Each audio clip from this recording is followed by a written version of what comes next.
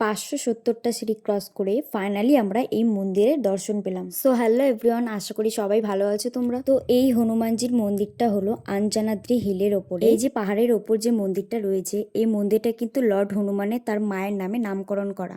এই মন্দিরটা কর্ণাটকের হাম্পিতে রয়েছে। আসলে আমরা ব্যাঙ্গালোর থেকে দূরে বেলারিতে পোস্টিং এর জন্য গিয়েছিলাম। তারপরেই ঠিক হয় একদিন আমরা ঘুরতে যাব ব্যাঙ্গালোরে ফেরার আগে, মানে পুরো হাম্পি জায়গাটা ঘুরে অনেক জায়গায় ঘুরে দেখেছিলাম, কিন্তু সব থেকে ভালো জায়গাটা ছিল এই যে এই মন্দিরটা। লর্ড হনুমানের বার্থ প্লেসও কিন্তু এই মন্দিরটাকেই বলা হয়। এই যে স্কুলে বা হোস্টেলে 3 তলা 4 তলা উঠতে উঠতে যেমন হাঁপিয়ে যায়, কিন্তু এখানে 570টা সিঁড়ি দেখতে দেখতে কখন শেষ হয়ে গেছে বুঝতেও পারিনি। আর সত্যি কথা বলতে আলাদাই রকমের একটা এক্সাইটমেন্ট ছিল আমাদের মধ্যে এই মন্দিরে যাওয়ার জন্য। আসলে ব্যাপারটা হলো আমাদের হাতে সময়টা খুবই কম ছিল, আর আমাদের ম্যাম বলে দিয়েছিলেন যে এই মন্দিরে উঠতে কিন্তু অনেক সময় লাগবে।